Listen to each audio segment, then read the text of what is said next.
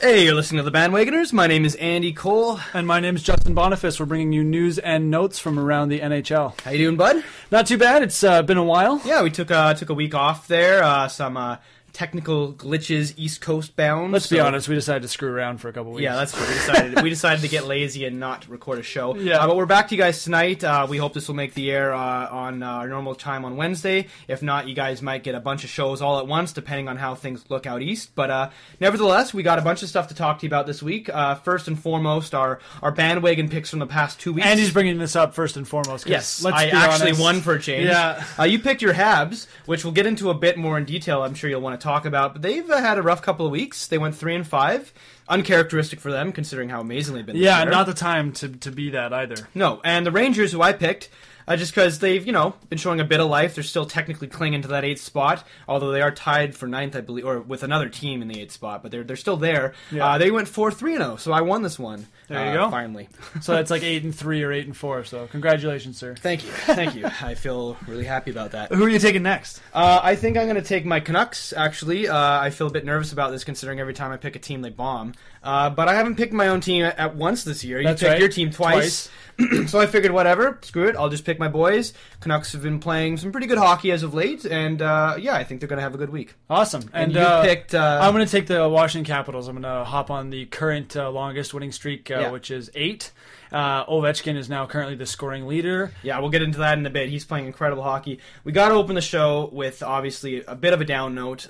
As most of you, well, all of you, I'm sure by now are aware, there was a bombing in Boston. At the Boston Marathon. Yeah, Monday morning, 11:45 a.m. Pacific time. The explosion, for those that don't know, there were 2 of them that happened right at the finish line. It killed 3 people, including a young 8-year-old boy. Seriously injured about 20 others, and I think the injury count was about 100. This coming the night of a Boston-Ottawa game, which ended up getting postponed. Yeah, so now it's... as far as hockey goes, it's going to be an interesting night come the end of the season. It's a big night, Saturday the 27th, with a lot of teams in action, and then only the Boston Bruins and Ottawa Senators in action the following night. So a lot of positions probably going to move around because of that delayed game in the East that day on Sunday. Especially, say, theoretically, Boston still at that point is 1 point behind the Habs. Yeah, well, actually, now they're tied in points, and so that could be big for Habs fans. fans. Yeah, that's going to be a big night. Yeah, that was obviously a really incredible and terrible event that happened, and there's been lots of support publicly, sports specific. You'd see newspaper clippings, like I saw a cartoon today where I think it was a New York paper where a dad and his son who were wearing Yankees caps are like, but I thought the Red Sox are the rivals, and they both have the Red Sox shirts on. And they're like, yeah, but today, Chicago did the same thing. Today we're all cheering for the Red Sox. Today we're all Boston fans. Yeah. Chicago did the same thing. They put up a big banner in their newspaper and changed all of their local sports teams to the Chicago Bruins. We are the Chicago Bruins. We are the Chicago Celtics. Around the NHL that night, every American city, especially the U.S. anthems, were pretty massive. The U.S. anthems were incredible. There were moments of silence.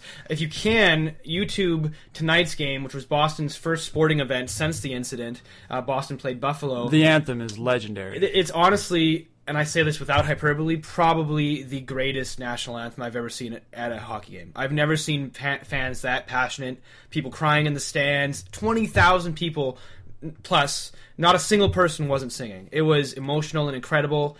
And as much as I hate the Bruins as a Canucks fan, you can't right now. You just got to support that city after what they've been through. Yeah. And it makes sporting events and things that we talk about seem pretty small in comparison to what happened in that city. I could only imagine if something were to happen in Vancouver like that. Like, could you imagine your city being under attack like that? And let's face it, that's what they were. They were, for a moment, under attack, and it was just horrible. So it's great to see the sporting world come together like that, put aside their differences, their petty differences. And at the end of the game, both teams skated at center ice and saluted the crowd as well. Yeah. So just showing that, competition is just a small part of how it actually is more of bringing together than it is of combat, which sometimes it may seem to be. Yeah, it gets lost sometimes especially in the media frenzy around it. That was obviously a terrible event, and it's amazing to see everyone come together. On a lighter note, Martin Brodeur, as you know, who plays for the New Jersey Devils. I preface by saying Devils, that's his team name. He is currently all-time at 666 wins. He has not won his 667th game yet with the New Jersey Devils. They're on something like a 7 or 8 game losing streak. No. It's a 3-game losing streak. It was only 3? It's a 3-game losing streak right now, but there's not many left in the season. 6 or 7. They're not playing. So imagine this. Right imagine this theoretically if New Jersey doesn't win another game this year and finishes the year with a 10-game losing streak. Brodeur, assuming he retires at the end of the year, which most people think he will, he would retire with his all-time winning total at 666 games for the New Jersey Devils. And his entire career being with the Devils. So 666... There's not many players you can name that have worn one jersey their entire career. And he plays for the Devils, no less. 666 on the... That's just incredible. That's you couldn't have planned that. The team has to rally around that. The team has to be we cannot let this happen. Yeah, we can't win. No, they got to be reverse, guys, we're not making the playoffs. Let's just do it for Marty. Let's just blow every game. Lose every game. I have to look at the standings to see how eligible they would become for a draft. Yeah. Well, would you imagine if they don't win a single other game this year? Right now they're 12th. They're not making the playoffs. They're at 40 points. I mean, it's highly unlikely. Yeah, but they haven't been mathematically eliminated yet, but they're not making it. The Panthers have 32. So with 5 games left in the year, 6 games left in the year, it's slightly possible that they could pick last. That would be pick first, get last, and get the first pick of the draft next year. What about the West? Who's last in the West? Last in the West is Colorado. 42 as well. Yeah, they're 35 points, 43 games played. So they got another 48 games this year. So they got another 6 games left. That segues perfectly into the next topic. J.S. Giguere, the goaltender for the Colorado Avalanche, absolutely lost it on his teammates several nights ago. Well, this would actually happen. Sorry, we didn't record last week, so this probably happened close to 2 weeks ago. He lost it on his teammates. He did call them out publicly. The quote was something like, guys are more concerned about their Las Vegas trip at the end of the year, which is where the NHL awards were held, than actually focusing on the game. Watching the score charts. Yeah, reading between the lines, he was pretty much just saying, these guys aren't professionals, they're not playing to win, they're playing for themselves. And he absolutely called his teammates out. He made them look like a bunch of fools. That franchise is just a mess right now. There's probably going to be a lot of head office and coaching changes in the offseason, I would imagine. They had an awful year. Not that they were necessarily projected to make the playoffs. I mean, they're not, I would say, a playoff contender yet. But with all that young talent, theoretically, they should be better than they are. They're not a last-place team. No, I agree. I definitely agree with that. I like a lot of players on that team who usually have a solid work ethic, like David Jones, usually quite a grinder and can still put those pucks in the net. Not a great year for him. It's funny, though, when Giguere snapped, the next 3 games they won. So they momentarily picked things up, but then I think they won. After that, they lost 2 in a row or something like that. So they've sort of fallen by the wayside again. This makes me wonder, though, looking back on this, and we talked about this 8 or 9 shows ago, how prophetic this may have been. Do you think that O'Reilly thing really messed with their chemistry? Because that was a pretty big deal. And I think it meant that it kind of opened up management as looking like a little bit disorganized. And if a team doesn't feel like they can respect the people that they're working for, then I don't think their work ethic is going to be on the ice either. I can't say that that's directly related, but I know it's hard to stay motivated if the guy above you is not motivated. That's just plain work. But you're on a team, the guy that comes in gets this massive contract that he doesn't deserve, and pretty much the entire time through that negotiation was saying, I'm better than this organization. That was the message coming from his camp. Would you, as a player on that team, not feel a little slighted? Well, PK Subban essentially in the same scenario, and yet he might win the Norris this year. Yeah, exactly. Shuts up everybody with his play, and I don't think O'Reilly's done that. And you have to put faith into your teammates by doing that. But Subban didn't get the contract he wanted, where O'Reilly did. That's true. That's very true. Subban technically lost that argument. And so how does that make... No, Subban... That makes Mark Bergevin look like a genius because how has he motivated this player? Subban is working for his lifetime contract. Yeah. Subban is now working for I can re-sign with Montreal for 8 years. After this 2-year deal, which is 2.5 for the 2 There's a lot of rumors circulating that they would sign him this summer. Now, I know a lot of Habs fans would disagree because now he's worth so much that it would actually make more sense to trade him. But it's a smart contract because 2 years from now when the contract's up, realistically, he still will be one of the premier defensemen in the league. Yeah. Then he could ask for that $7 or $8 million deal, which he most likely would get. Yeah, exactly. Or even take a bit of a discount. See what we can do next summer. But in the case of O'Reilly, you as a GM, you kind of make yourself look weak when you hand over exactly what they're asking for. And O'Reilly isn't Subban. He's not... No, not exactly. That's why it's not hilarious. that necessarily Subban is a proven superstar, or although you can argue this year might be his coming out year finally. Yeah. O'Reilly hasn't even had a glimpse of that. Like, he had one decent year last year. 55 points. And he's asking for something that Subban wouldn't even ask for. So, I mean, I don't understand that. Well, that actually was what caused it. That's what Subban did ask for, or close He's like, to. this kid who's half my talent is asking for more money than me. How is this happening? And it happened elsewhere, too, right? I can't think of the players' names right now, but there was at least one other scenario. Jamie Benn. Who is a little more skilled. And I would argue he's in that argument. He's Dallas's franchise player, though. So, I mean, agree. O'Reilly isn't even in the top 3 talent players on that team. No, but again, Ben can ask for that because Ben is all they got. Yeah, but then Ben looks at O'Reilly again, right? Like we say with Subban. There's always these comparisons. This guy is like nobody. Why is he getting $3 million more than I've currently been offered? Yeah, it's true. It's weird. It's weird for sure. Another thing we got to mention. They're playing the Canucks tomorrow, although he might be injured, which sucks because I'd really like to see the streak continue. Dallas rookie Alex Chasen. Oh yeah, nobody's ever heard of this kid. Nowhere. He scored 6 goals in his first 6 games in the NHL. I haven't looked this up, and I feel like I should have. I don't know if that's been done before, or if it's been done, it hasn't happened in a very long time. Yeah, because I can't recall in my lifetime watching hockey that a rookie has ever done this. Score a goal every single game for his first 6 games. Well, was it Marleau? Yeah, he set the record for most goal, and that was only 8 or 9. So for a rookie to have 6, that's got to be pretty crazy, right? And Marleau, you're talking about the rookie record this year, just right? and just regular so goals he's already, in a row. He already broke that record, and 6 is pretty close to 7. That's amazing. 9 I mean, obviously that record will fall down if Chasen doesn't play tomorrow against the Canucks, but that's been a crazy story. We're going to divert slightly into... I don't know, we're not going to really talk about the Canucks this week. They're kind of rolling along, and they're playing decent hockey right now. We will divert slightly into the Habs, just for Justin's sake. Got to get something off his chest. Before you go into that, though, I just want your thoughts on Ryan White. That's his name, right? Yeah, Ryan White.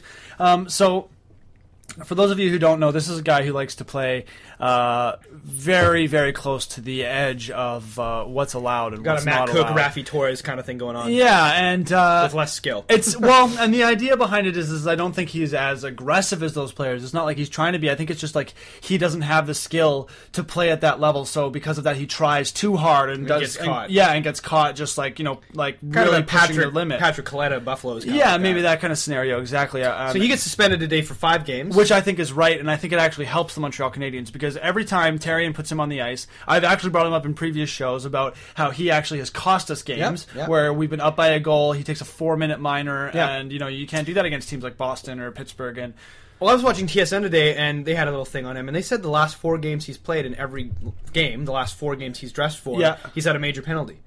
Like all 4 games. Yeah, and like that never happens to any player ever in the NHL anyways. Like even if that happens 2 games in a row, at that point most players are like, okay, gotta kind of change the game style a little bit here. Obviously this isn't working. It's happened all 4 games now that he's dressed, and he's only played those 4 games, and now one of his 4 games he's been suspended more games than he's played. Exactly, yeah, and it's happened 2 or 3 times where Therrien has brought him back, and I ask, like, why? Why do you put him in the lineup? He just causes you problems. Especially right now. He does nothing to progress the team forward, and now the league has done us a favor by removing him for 5 games. Dumont's got to come up. He gets a goal tonight, one of the few against Pittsburgh. That's right. Like, come on. Like, open your eyes. There are more valuable players in the organization right now and because than Ryan White. And because of this little run, you guys have now fallen to 4th. I can see why. Technically, you're tied in points with Boston. We're tied, but they have a game in hand.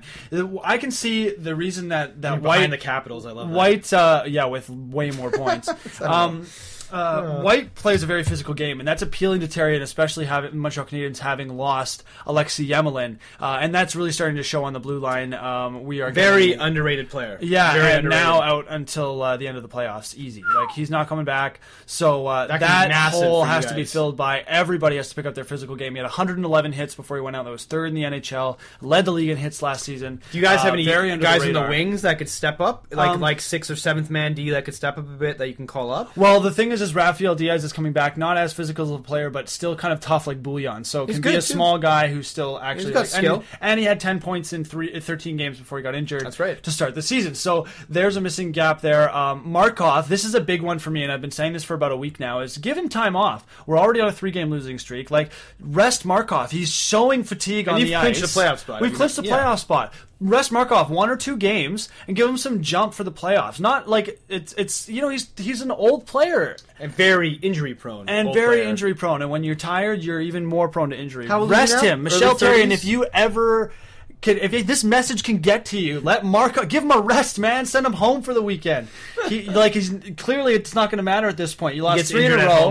We got We got blown out. Like it. At this point, is him missing 2 games really going to hurt? So you asked me this about a month ago when my boys were having this issue. What's going on with the Habs right now? What's it's a defensive breakdown. Yemelin goes missing, and it's for me it's like as I was saying earlier to you, a chicken and the egg type thing. Carey Price has come out and said publicly, which I can't believe he's done this. Nobody should say this. No, and especially your goaltender, because like we've talked about before, the goaltender position is different from the rest of the team. You always talk about how it's a team effort, but realistically, the percentage of your success is heavily rested on the goaltender's shoulders. What did he say? I'm in suspense now. Yeah, what did he say? So he came out and in the media said that he's not feeling very confident right now. Ouch. And when a goalie says that, you got to get worried. And so Luongo said that in the playoffs a few years ago for us, and that didn't end very well. And I don't know if this lack of confidence was floating around before or after the Alexei Yemelin injury, but whatever sparked it, the defense is not supporting Price, and there's 2-on-1s all over the place. Do you think the crowd's getting into him? I mean, Montreal is arguably one of maybe 3 or 4 cities that are more difficult on their goalies than Vancouver. No. I think Price already knows how to handle that, and I think he showed us that he does. It's when it's within the dressing room. Do you blame him as much as other media is? Because a lot of the Montreal media is coming on him really hard right now. They are, and there's that sounded really dirty. Polls on there's polls on TSN right now that on the TSN website saying like, will Budaj get a start in the playoffs? And I'm gonna say no. I'm gonna say really? Not a chance. What if Price just poops the bed? First 2 games of your first series. It's up to Terrian right now to prevent that from happening. And tonight is a good example. And is Budaj a good enough goalie that he could do that with? Because I mean, he was on a 7-game winning streak before he lost. But do you think he's got that? Could he do it? Does he have that in him? Because I mean, I'll put that into a Canucks scenario. The one upside, the only upside really, to not trading Luongo is that, say, worst case scenario, Schneider has issues. You got a guy behind him that's an incredible goalie, very talented. Does Budaj have that ability to play at that level? I'll tell you this, Andy. I give Budaj as much chance in the playoffs as I give Roberto Luongo. Yeah, that's fair enough. So if we want to play that game, then yes. Fair enough. Yeah. Fair enough. So when it comes to Carey Price, the reason that I'm not gotta play that card. I had to. The reason I'm not scared about Carey Price is, yeah, there's a lot of goals in these few games, but the defensive breakdown early is bad, and when a goalie is under a barrage that early, it's not easy. And my dad would argue some of these goals, but I think that a lot of them were not his fault. And the ones that were his fault usually came when it was already 2 or 3 in and he's getting shelled. And it's just like, come on, give him a break, right? And I saw so many 2-on-1s tonight, and we're giving them up against the Pittsburgh Penguins. Yep. And we're giving them up to the Pittsburgh Penguins, who don't have Malkin or Crosby in the lineup right now. And yet there's still this is once again showing the brilliance of Shiro. 5-game winning streak. With his pickups, because who's stepping up and scoring all the goals right now with Malkin and Crosby out? Morrow. Morrow got 2 tonight. Douglas Murray got a goal. Douglas Murray got a goal tonight. Who, as you said earlier, ended the longest current running goalless drought in the NHL, and it was like 150 roughly games. So Shiro is showing his brilliance right now, because you have your 2 best players out of the lineup, and yet they're still tearing along because they have so much depth. Yeah, it almost seems like a Pittsburgh-Chicago final at this point is inevitable. It just seems like both of those teams, they don't really have any direct competition. I mean, you could even argue as good as Boston and Montreal are, I don't think they got that depth in them. It would have to be an amazing story for either of those teams in a 7-game series to win. In my opinion, right now. Yeah. Just like as good as Anaheim and even Vancouver, in theory, can be in a playoff series with their depth. Neither Anaheim or Vancouver, I think, has the potential to knock off Chicago. No, I'm calling I'm calling a Chicago-LA Western Final. Yeah, LA looks like they could do it, and it doesn't even it's just because of the sheer playoffs. They're going to be pumped up last year. They're well rested. Quick's a playoff performer. Carter's a playoff performer. Although LA has really been feasting Kopitar's a playoff performer. LA has really been feasting on poor teams right now. I will say LA doesn't have the depth they did last year in D. No, but it's all about the postseason. And Quick, yes, this is true, but that could be said for any team. Even Jarrett Stahl turned it on, and so did Dustin Brown, and those were players. Dustin that came out of Penner, nowhere. even. Yeah, right. When's the last time we talked about how good Dustin? But that could be said for any team. You could argue that with St. Louis. They're not playing great hockey right now, but they could turn it on in the playoffs and go to the finals. But LA's already proven that they can and will. Yes. Yeah. Yes. Not to say that they don't have it in them again. No. St. Louis turned into a defensive team. Quick really, so new coaching should change that. This is true. Quick really has to turn his game around, though. He's not Yeah. playing playoff hockey. But right now's the time, right? And we've seen it before, like the Carolina Hurricanes when they won the Cup. It was right now, or maybe a week ago, yeah, well, where you turn on the burners Ward and you go.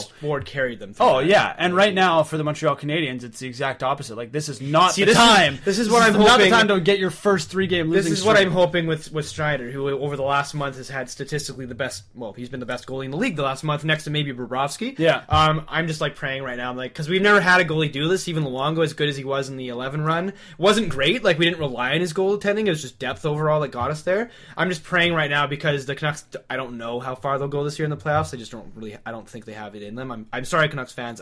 I'm a huge Canucks fan, but I just don't know how deep they'll go this year. So part of me is just praying, like, come on, man, do it quick. Schneider, just stand on your head because he can do it. Yeah. He can win a series. He's got that in him. He's got that ability.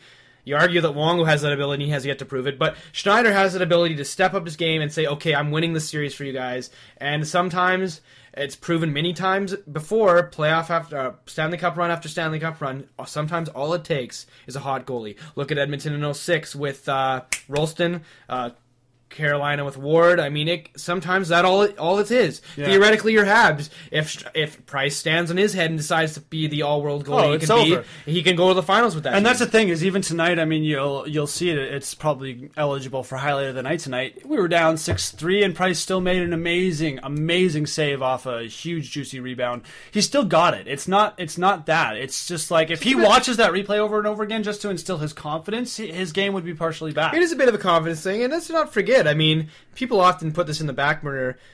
Well, Schneider's another example as well, but I'll stay with Price.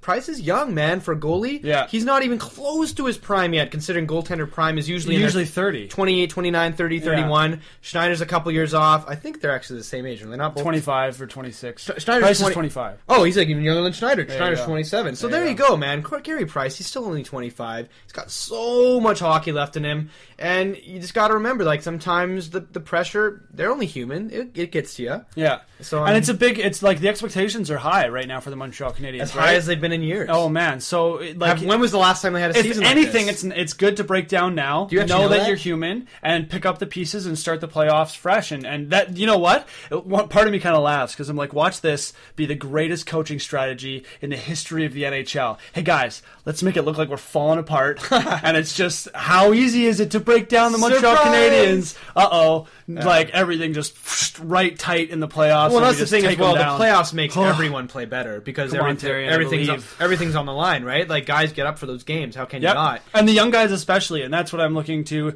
as well as, Price, Calder Trophy, Calder Championship, Memorial Cup Championship, and the How will Gallagher- gold in the World Juniors. Like, he plays well. How will when it Gallagher and comes to Galchenyuk- competition levels like this? How will Gallagher and Galchenyuk do in the playoffs? So, I mean, that's going to be a big thing for them. Gallagher is going to have to be wary because of his physical. The areas he chooses to attack are under physical attack a lot. In the playoffs, that's doubled. There's no space anywhere. There's no space at all. It's and a good thing he's small, I guess. And guys hit you 3 times as hard. Yeah, exactly. Galchenyuk, on the other hand, is quietly getting very, very hot. Now, he only has 8 goals on the year, but 5 of them have come in the last 7 games. The other thing about him is we've just seen him tear it in the World Juniors as well. Yep. So that's the pressure and the competition level that we're talking about. He was on a top line in that scenario. He's going to be on 3rd line in this scenario. He's also going to have a seasoned NHL enforcer on his line in Brendan Prust.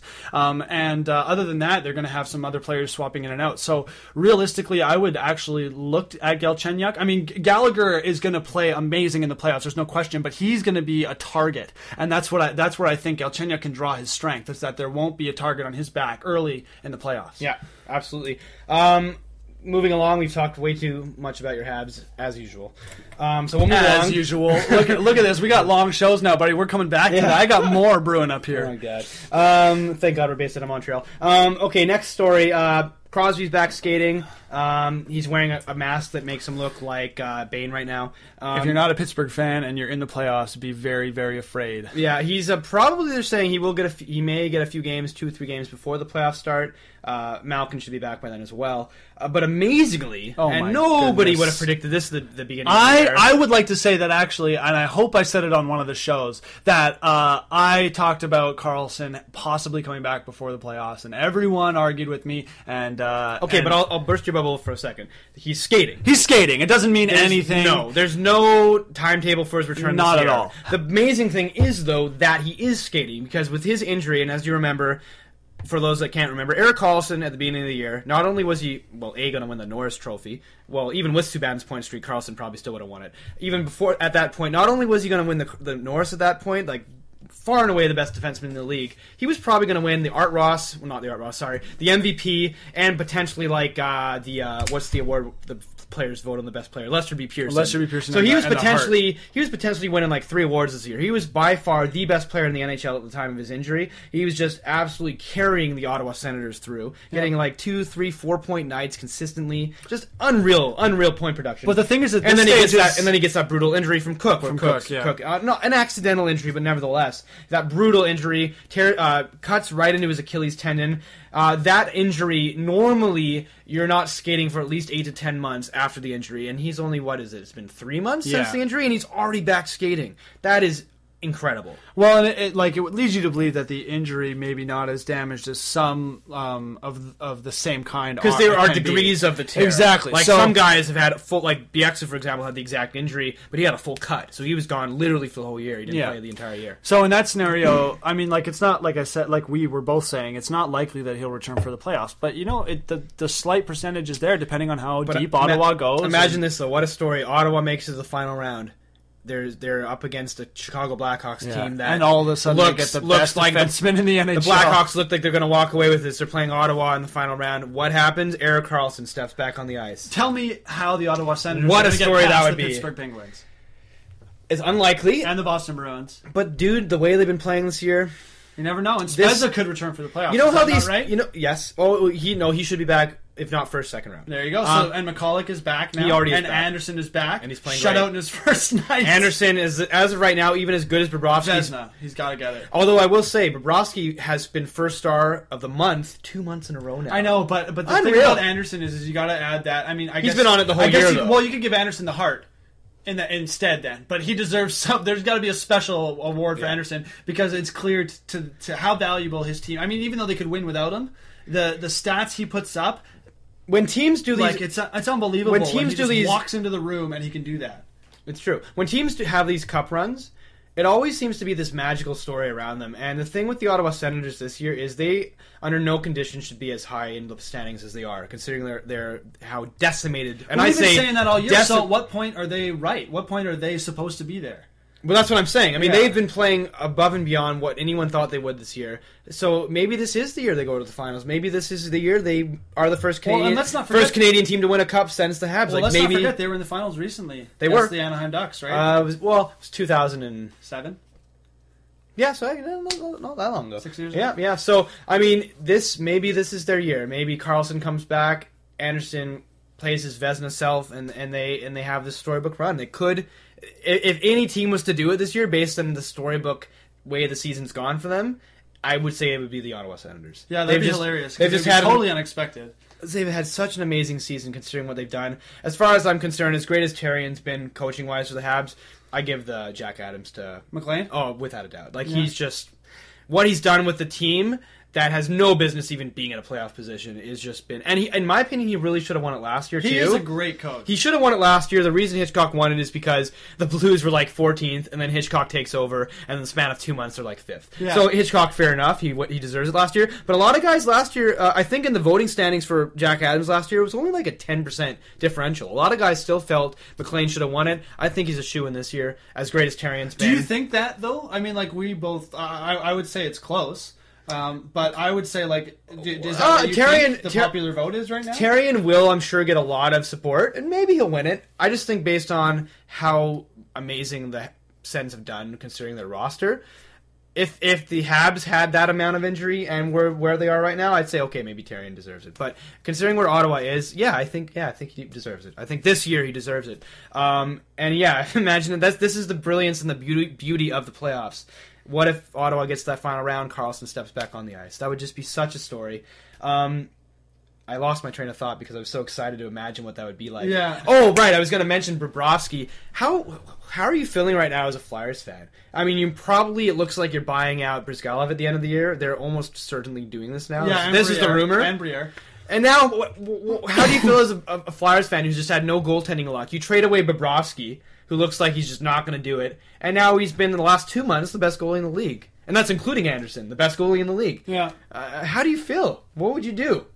You know what? You got more pain over goaltenders than I do. So yeah, that's true. I mean, that's true. It's only recently that we've had more goaltending than we've known what to do with. But yes, it's true. Historically, Vancouver, much like Philly, has been a goalie graveyard.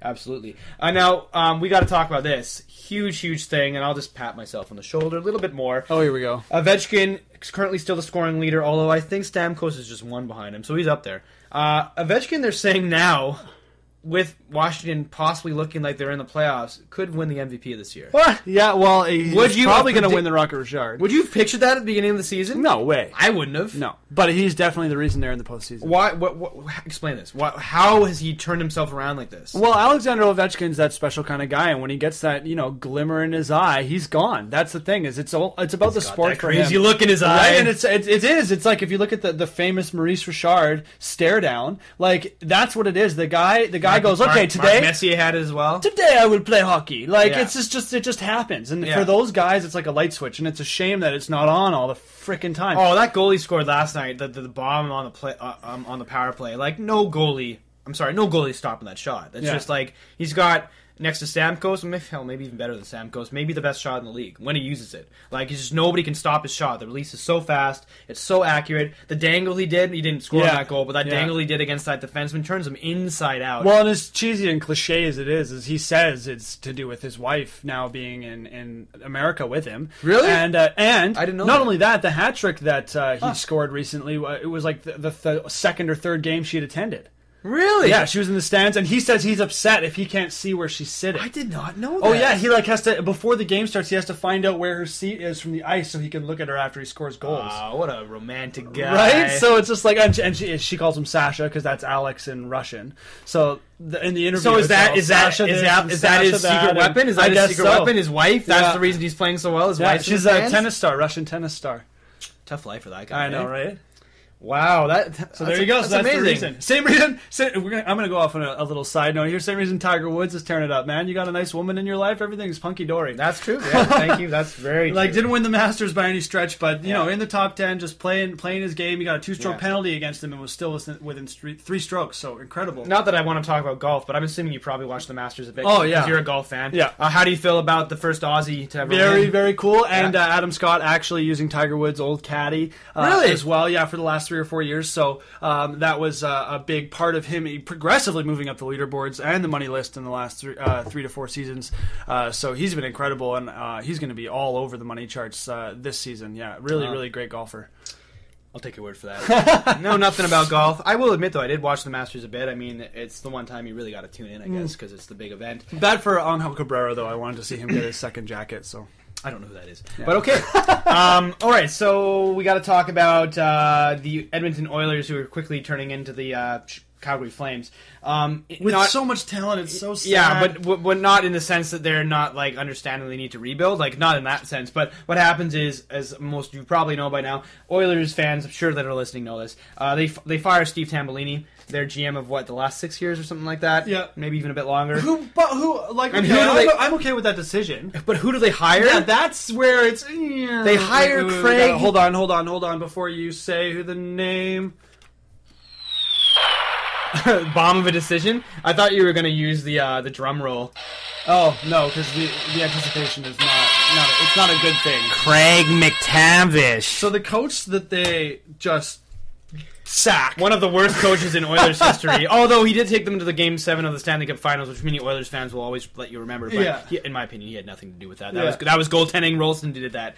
So not only do they fire their GM, they then hire one of their worst coaches ever as their new GM. So you give the guy that proved that he could not do anything for you. Has no decision-making ability. And gives him more power.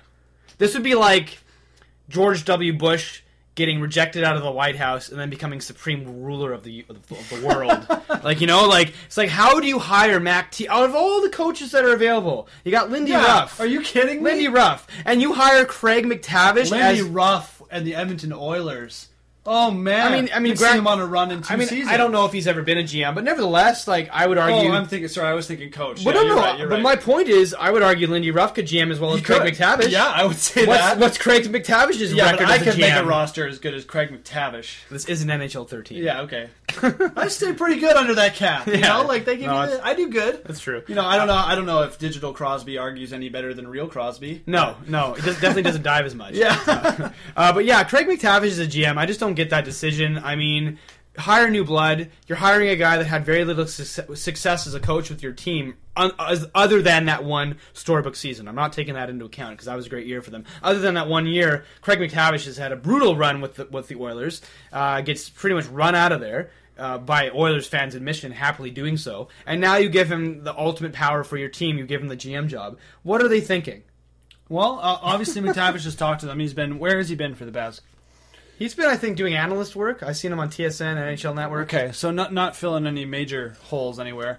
I don't know if he's been doing any hockey. Maybe he has outside, overseas. I don't know. But Therrien is kind of in the same boat. I mean, the gap is way longer, but you learn over a period of time eventually. And I know he's got a lot of experience within the NHL already. But I mean, I guess that was his first coaching role. If he's given his plan to the Edmonton Oilers management and ownership.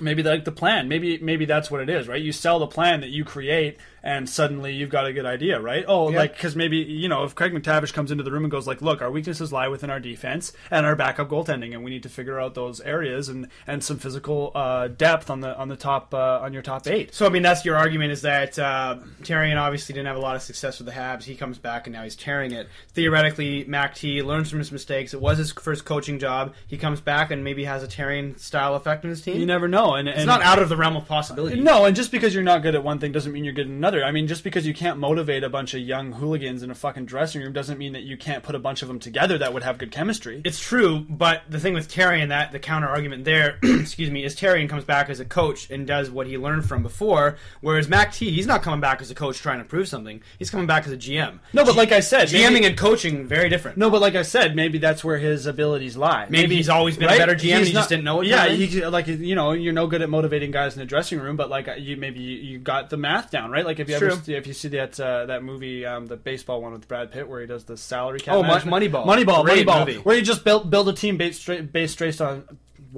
stats. Okay, that's hard to say. Yeah, so if he's got some sort of strategy that looks fresh and new and looks appealing and looks like it fills the holes that the Edmonton Oilers need to fill, then at this point, I mean, you need to right the ship, right? He's going to have a hard piece of business, though, in a couple of years when all the contracts run out. Yeah. Like, they got to sign Hall, Eberle, Nugent Hopkins, Yakupov. They're not going to be able to afford to keep Well, you find that middle ground with those players. You find the guy who can get you the most bang for your buck without sacrificing too much for your team. But they can't... And I can tell you right now, that's not going to be Jordan Eberle. How would they get rid of any of those guys? Well, but it will, because what you can get in return, and that's the thing, is like maybe, and right now, I'm thinking if I'm the GM of the Edmonton Oilers, and I'm in that scenario... I don't know, man. I would probably get rid of Gagne. But he's not going to be worth anything. That's the point. How much is Nugent Hopkins worth? Tell me that. The moon. Right? Exactly. So you got Nugent Hopkins, Eberle, Hall, Yakupov, and Schultz. You're not telling me that there's not something you can... They're not getting rid of Schultz. Okay, agreed. They're not getting rid of defenseman. You can't get rid of Eberle. No, he's their captain. He's not their captain, but he is their prototypical captain. So... I'd say it's Hall or Hopkins because I don't think Yakupov is going to be worth that much in the next short period of time. I just can't imagine either of those players being given up. I can either, but then you're going to lose them for nothing. Considering their talent level, you're going to lose them for nothing. But you're going to have to, I guess. I mean, the Blackhawks did a similar thing after their Cup run. They had to get rid of a lot of their high-end talent, and they're doing okay. Yeah, the thing with them is that they were able to fall back in the Stanley Cup position. So it's like, we can sell half the team and still try and make runs. But they still managed to keep their core, though. Stanley Cup. They managed to keep Taves, Kane, Seabrook, and Keith. Rebuild around them again. Yeah, so I mean, they were able to do it, and they had to sacrifice a lot of depth early on. The Oilers ideally will want to keep all four of those players, but man, it's going to be tough. I'm not saying trade Hall or Hopkins, but I'm saying if a gun's to your head, trade Hall or Hopkins. I don't see how you're going to be able to keep all four. I just don't. No, they're all going to be asking for about $8 million in their prime. Yeah, you can't tie up half your salary caps of 4 players. Well, and who knows what the caps will be in the future as well. But this is true. Yeah, the Oilers are going to be looking interesting. We got to talk about the outdoor game schedule. We'll just quickly throw the numbers out at you, not including the Detroit and Toronto game. Detroit-Toronto on January 1st, which was already set. That's the Winter Classic. We got 5 outdoor events coming next year, right after the Olympics end, which is awesome for hockey fans. We got the Ducks versus Kings at Dodger Stadium, January 25th. Which will be interesting. It might be in a swimming pool. Yeah, or on rollerblades. Devils Rangers at Yankee Stadium, January 26th. Islanders Rangers at Yankee Stadium, January 29th. Both those games are just going to be amazing. Penguins Blackhawks at Soldier Field on March 1st, which will be, the 2 best teams in the league facing off against each other, which will be incredible. And then the Canucks versus the Ottawa Senators. In Canada, the only one in Canada. Yeah, at BC Place, March 2nd. I would kill for tickets to that game. And how easy they're going to be to get, man. There's 5 times as many. Yeah, this is true. I think this is great for hockey. I question why they didn't do this to begin with after the success of the last 4 outdoor games, how amazingly they did. We should just go back to outdoor hockey, and if your place is not cold enough to have it, then you shouldn't have a frickin' team. I'm just amazed this didn't happen sooner, considering how successful all the last 3 or 4 outdoor games have been. I mean, granted, weather is not always perfect, but they should have done this long before, and this is great for the fans. It's great for hockey. I'm so glad they're doing a bunch of outdoor games. My question is, we were talking about this before the show, there seems to be a pretty large group of people in the media and fans that think this is dumb. That there's too many outdoor games, you're killing the sport of hockey, you're spending way too much time outdoors. Yeah, bringing the sport back to its roots without actually changing the rules, which is impressive, is a bad idea. Yeah, come on. And they're saying it's like you're making, like, 1 game is okay, that's special. 5 games, you lose the charm. And it's just like, really, man? I tend to agree with that statement, but you don't lose the charm when, like, every team is different. It'd be different if, like, I agree. You know what? I would like to make a point. I agree, but I would like to make a point that how come the Blackhawks get to have 3 Winter Classics? Like, come on. Like, throw one to Montreal. They haven't played outside since the very first outdoor NHL game, which was the Heritage Classic in Edmonton. That's true. So, like, come on. Like, spread around the love a little bit. That's all I would love to see this happen, 5 of these outdoor games every year. I think outdoor games are great. I don't understand. 5 a year is good. I don't understand how 10 people. teams? I don't understand how people are complaining about this. Like, it's just fun. People love it. The entire city gets on board, and most importantly, 2 parts to that. Not only does it make you a ton of money, which is obviously what the NHL is thinking, because all of these games have been massive monetary gains for them. But after this lockout that just happened, you owe it to your fans, man. Give them something that they love. People have proven statistically at the stadiums and with the ratings being so high that they love these outdoor games. Give them what they want. So I don't understand where these people are coming from complaint-wise. But I guess people got to complain about something. Yeah.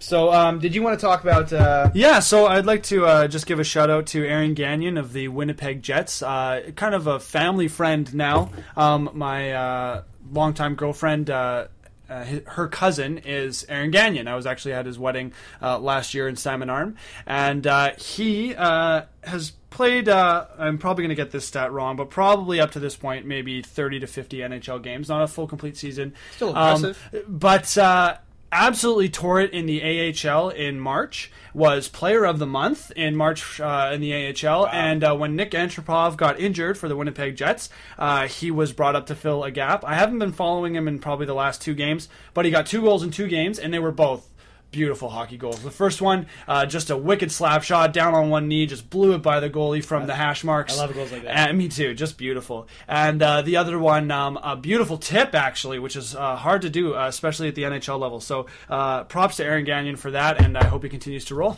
Yeah, I agree with that sentiment. Aaron Gagnon, we love you, buddy.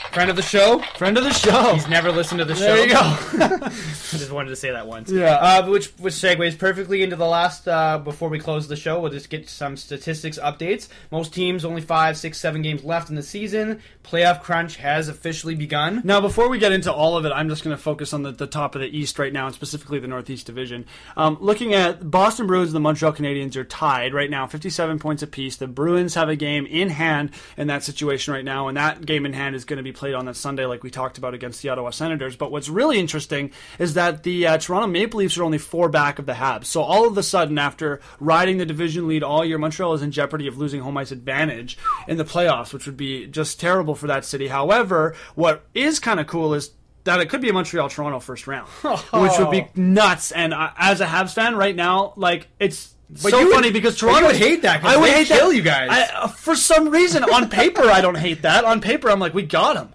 And as far as the Islanders is you what I were- want. Even if you were to survive, I'm that- sorry, Tavares. I'm sorry, New York. I just don't think you're ready for the playoffs. But that's the matchup I want. Is the New York They've been Islanders. playing amazing hockey. They have, but I don't think they got what it takes to take us down. If we're not playing like crap. Yeah, if you guys take on Toronto and you do survive that 7-game series, you're going to be missing half your roster. They're going to just eat you guys alive. That's what I'm very worried about, and so that's why. But if I can get series Toronto, that would be. Boston, or Pittsburgh, Toronto won't happen. But Pittsburgh, Toronto, second round maybe. I need Toronto to do the work for the Habs. I need them to beat up some of these Eastern teams because I don't think at this stage the Toronto Maple Leafs are hockey skilled enough to make it far in the postseason. Yeah, I agree with you. I mean, I don't think they're going to go on Their physical game is there. a deep run, but they definitely. This is great for that city, great for the NHL in Toronto. And it's tiring to play that kind of game for 4 playoff rounds. So they're definitely gonna make an upset. I would not be surprised, and I hope that's not against Montreal. They're definitely gonna make it tough for whatever team they face. So yeah, look for them to be dangerous. If but Toronto and Boston could just somehow play each other, that'd be brilliant. that'd be perfect. They would both be dead by the time the series was over. They'd have like 5 guys left in the roster. Yeah, and those 5 guys could go slaughter the Pens. Yeah, exactly.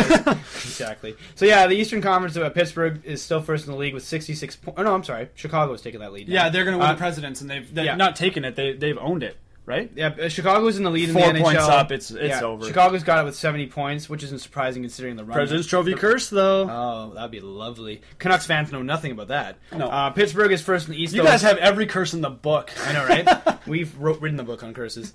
Pittsburgh, except in 2011, that year was a riot.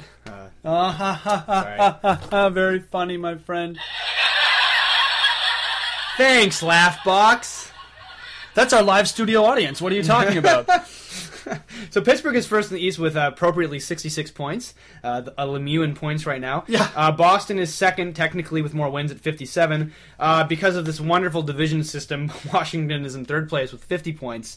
Once again, Washington making the playoffs. I wouldn't have called it at the beginning of the year based on how they're playing, but Ovechkin has just propelled them into a playoff position. So that'd be great. That'd be great if they made it. And I think they got a much better roster than they've shown this year, and they could be a challenge for any team, and especially if one of their young goalies get hot. And Hopi right now is looking great, and he looked great last year in the playoffs. So you never know. Very true. Montreal's at fourth with 57. Toronto's right behind you guys with 53 points. Ottawa, storybook team, 6th place with 50 points. They're holding on to that 6th place spot. This is where it gets interesting. New York Islanders playing incredible hockey. Just Tavares is just carrying them through. He's going to be an MVP candidate for sure this year. They have no business being where they are, but he's just carried them. 49 points. They're on, I think, a 4 or 5 game winning streak. They're playing great hockey. Would be awesome for that city to make the playoffs, especially since this will be the last year for them in Long Island. They go to Brooklyn next year. It'd be great for them to make the playoffs. Now it gets tight. You got the Rangers in 8th spot with 46 points. And who's tied with them? I would love it if they made the playoffs, because I called it at the beginning of the year. Yeah, the Jets. The Winnipeg Jets, tied for 8th, technically 9th place because they have less wins overall, including the stupid point system with the shootout. The Jets are in 9th place with 46 points. I would love it if the Jets could knock off the Rangers and get that final spot. And they're playing every game like it's a playoff game right now. You guys want to see good hockey? I would argue the best hockey in the league at the moment. Just watch a Jets game. Yeah. Because it's like playoff hockey for them right now. And especially the home games, because that crowd would cheer if they were down 10-0. Yeah. Like they just love having hockey back in that city. It's just a beautiful thing. Amazingly enough, in 10th place, considering they traded away half their players at the deadline, they have a shot. Yeah, Buffalo is still with 44 points. It's still a long shot to make it. I don't think they'll do it. I'm sorry, I just don't think they will. But if they did make the playoffs, that'd be hilarious considering how many guys they just gave up thinking this would be a rebuilding year. That interim coach wouldn't even know what to do with himself. He'd be like, how did I get here? It would be insane if they made the playoffs. I honestly don't think it's happening. But nevertheless, they're still technically in a playoff potential position. And then the rest of the East are pretty much out. Who cares? West. Well, I'll just say Philadelphia's 11th with 41 points. They're done. Oh, we got the Jersey Devils. New Jersey Devils, 40 points. Thing, hopefully they don't win any more games so Brodeur can get that 666 record. And they need to draft because they're going to lose a bunch. So. Yeah, Tampa Bay is at 38 points in the 13th place. Carolina, what a terrible year they've had. 30, which is weird. Disappointing. Considering how well Stahl has played. Yeah, probably. Stalls, they both Stahl played well. Arguably his best year. Simmons played well too. And, it's just, I guess, he is the... hasn't played well since he got got the contract extension. Well, he did get a goal the night after, but I guess since then. Yeah. They're in 14 points with 36 points. And then Florida, who I was thinking might challenge for a bubble spot. Not this year. 32 points, dead last in the East. We should listen to the first show and see how our playoff predictions did. I'm going to do that before our first playoff game. Actually, before our last show of the regular season, where I'm assuming we'll probably go through and give what we said and say how they finished. Yeah, do a recap. A recap of the season. I definitely will listen to that first show to see how many we got right. We got to make playoff predictions, too. Oh, yeah. Well, that'll be a big one. That show's going to be like 9 hours long. Yeah.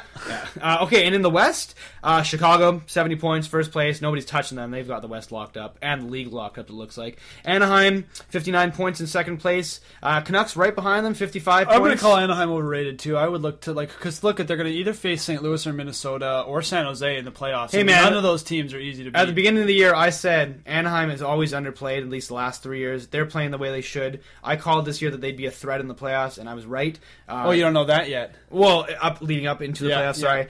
They would be a threat this season leading up into the playoffs. I called that they would have a great year and challenge. Right now, it's the Blues, though, right? For what? The matchup. Right now, yes, the Blues and the Anaheim Ducks would be the first round matchup for them. So yeah, you got the Ducks in second place. Great to see. They're going to be, I think, a team nobody wants to play in the playoffs. Canucks are in third place with 55 points. Probably lock down the division. I think so. It's a 4-point gap with 5 to go. Yeah, although you never know. Based on the Canucks have 3 of the last 5 games are against. Well, I think like Anaheim, Detroit, and Chicago. So there you go. You never know. Yeah. Minnesota could still take the division. Fourth place, you got the Los Angeles. More importantly, is there a game against Minnesota? And coming up in the next week. Because if that those games that are against those division rivals late, those are so exciting. Like if you guys are fighting for that home ice advantage /division lead, that would we be don't play Minnesota. Legendary. So you've already completed the season. Yeah, series. Our last 5 games, we play Dallas tomorrow. Yeah. We then play Detroit, then Chicago, then Anaheim, and finish up with Edmonton. Yeah, still potential for Minnesota to take the spot. Yeah, we just got to keep tearing it and watch me picking them as the bandwagon pick. That's going to end now. Los Angeles in fourth place with 53 points. They had a really rough start to the year. It's great to see them in a spot now because a lot of people were wondering if they would have a Stanley Cup hangover. They're playing good hockey. They're tied right now with the San Jose Sharks, another team that had a really rough start. But every year, San Jose. They're not going to play. Every year, San Jose always does this. They always challenge for a spot. We should have a separate pool about which round San Jose will exit early. Yeah, which round will they choke? Yeah. The choke pool. But yeah, right now they're tied in points with the Sharks, who've been playing good hockey. Minnesota's in 6th with 51 points. The Blues, 7th with 50 points. And then it gets tight. Detroit is barely squeaking into a playoff spot with 47 points. They're playing with a franchise record on their shoulders, though. 26, so they're not going to give that up easily. 26 straight years in the playoffs. I think next to maybe the Habs, that is the record. Actually, it probably is the record for playoff appearances. I think that is the record. Yeah, that's the record. So they're pretty much got the Yankees record of the NHL right now. Detroit hasn't missed a playoff series since 89-90. Most playoff appearances overall, I think it's still Montreal though. Yes. Yeah. If Detroit misses the playoffs this year, not to say that it's not surprising considering how little depth they have and how old they're finally getting. They miss Lidstrom a lot right now. If they miss the playoffs, it'd be sad for Detroit. But I mean, it's got to happen eventually. And the reason I wouldn't mind that happening, not only because the Canucks suck against Detroit, is that Columbus, 9th place Columbus. That would be so funny. 9th place Columbus would make the playoffs as the 8th seed. My call would be a 4-game sweep so that they still wouldn't have a franchise win in the playoffs. It's probably. Although with the way Bobrovsky's playing, maybe he steals them a series. Yeah. And we joked about this before. If Winnipeg and Columbus makes it, and New York Rangers don't make it, how angry would you be if you're Rick Nash? Oh, I would, and I love it too because I did call New York at the beginning of the year to do extremely well, but at the same time, I love it when teams that just stack themselves collapse. And if too bad it's not the Penguins. And that exit interview with Tortorella, I hope they record it because that would be wonderful. Yeah, that'd be great TV. 10th place is Dallas, kind of like Buffalo in the East. They traded away half their team at the trade deadline, and they're still technically clinging to a playoff spot. Tomorrow's game against the Canucks is a must-win for them. If they lose, I think they're mathematically out. Yeah. That's going to be a tough game for the Canucks. Andy, they were mathematically out when we dropped the puck in January. Come on. It's unlikely they'll make the playoffs, just like Buffalo. They just don't have a lot of depth. But imagine if they somehow squeak in with Buffalo. How weird would that be? You're right. I don't think it's happening. But nevertheless, they're only 2 points out of East. So it's not. They have a better chance, I'll put it this way, of making the playoffs than Buffalo right now, statistically. So they still have a shot. Phoenix, 43 points. They have a very tough chance tough shot to make the playoffs. They're more like Buffalo, I'd say. They're not making it. But mathematically have not been knocked out yet. And then the bottom seeds, Edmonton with 39 points, their season's done. Nashville, 38 points. What a rough year for them.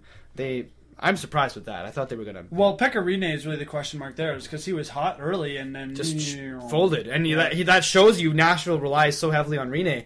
He's been, in my opinion, probably one of the top 3 goalies in the world for the last 5 years, consistently every year. And he's had a pretty rough year. His worst year ever in the NHL. 14th place is Calgary, duh. And Colorado, last place, 15th place, last in the West with 35 points. So, even after a 3-game winning streak. So yeah, Giguere is right on the money still. Yeah, Colorado, a lot is changing in that. No one's surprised really with how Colorado's playing. But with their young talent, you'd think they would have done a bit better. So yeah, bud, that's the show. There you go. Anything else you want to talk about briefly before we... No, I think we covered 2 weeks quite well. I could go on and on about the Habs, but I'd be more tearing into them than anything, and they're definitely not going to listen to this. So cool. Well, yeah, we hope the show gets aired Wednesday. As I said, a few complications out east, so you guys might hear like 2 or 3 shows back to back to back really quickly. Nevertheless, the show will hit the air eventually. We hope you enjoyed listening to us tonight. Big shout out to the radio station based out of Montreal that hosts our show. And don't forget to subscribe and download us on iTunes. You can check us out by searching the Bandwagoners. That's correct. My name is Andy Cole. And my name is Justin Boniface. Thanks for listening. Have a good night.